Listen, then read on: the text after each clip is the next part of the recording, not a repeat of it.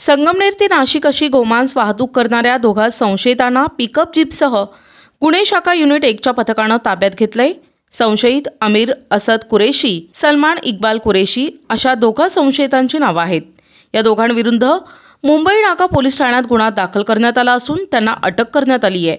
नाशिक शहर पोलीस आयुक्तालयाच्या हद्दीत गोमांस विक्रीवर बंदी घालण्यात आली आहे। पोलीस आयुक्तांच्या आदेशानुसार शहरात गोवंशाची अवैध वाहतूक तसेच गोमांसाच्या वाहतूक विक्रीवर निर्बंध घालण्यात आलेत। त्यामुळे उपायुक्त प्रशांत बच्छाव यांनी अवैधरित्या गोमांस विक्री करणाऱ्यांचा शोध घेऊन कारवाईचे आदेश दिलेत। यानुसार गुन्हे शाखेचे अंमलदार मुक्तार शेख आप्पा पानवळ यांना गोमांस वाहतुकीबाबत गोपनीय माहिती मिळाली।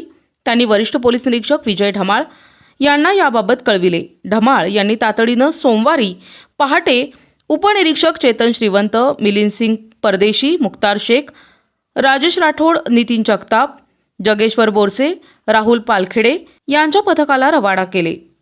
पथकानं खोडेनगर भागात सापळा रचला या ठिकाणी संशयास्पद पिकअप जीप आली असता पथकानं शासकीय वाहनानं जीपला रोखलं।